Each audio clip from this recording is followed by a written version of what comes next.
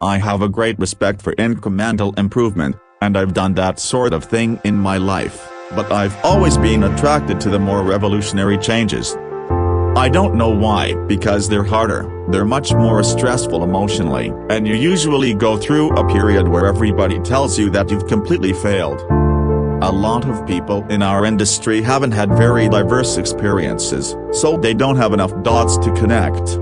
And they end up with very linear solutions without a broad perspective and a problem. The broader one's understanding of the human experience, the better design we will have. I've done a lot of things I'm not proud of, such as getting my girlfriend pregnant when I was 23 and the way I handled that. As individuals, people are inherently good. I have a somewhat more pessimistic view of people in groups.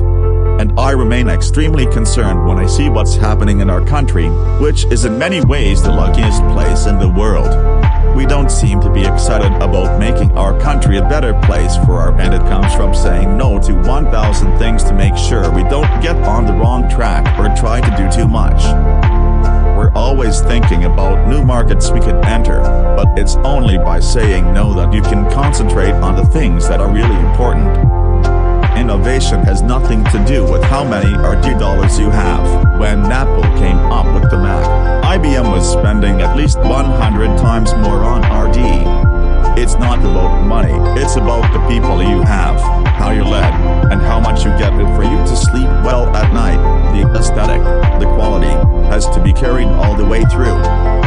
We don't get a chance to do that many things, and everyone should be really excellent, because this is our life. Life is brief, and then you die, so this is what we've chosen to do with our life.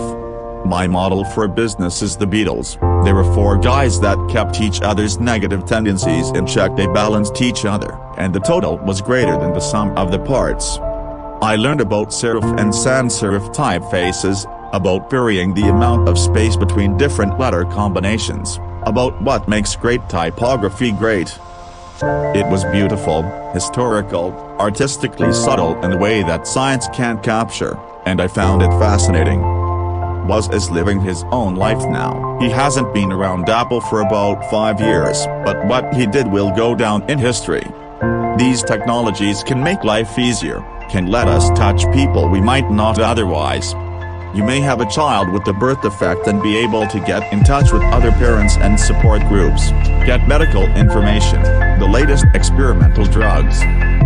These things can profoundly influence life. I'm not downplaying that these technologies can make life easier, can let us touch people we might not otherwise. You may have a child with a birth defect and be able to get in touch with other parents and support groups, get medical information, the latest experimental drugs. These things can profoundly influence life. I'm not downplaying that.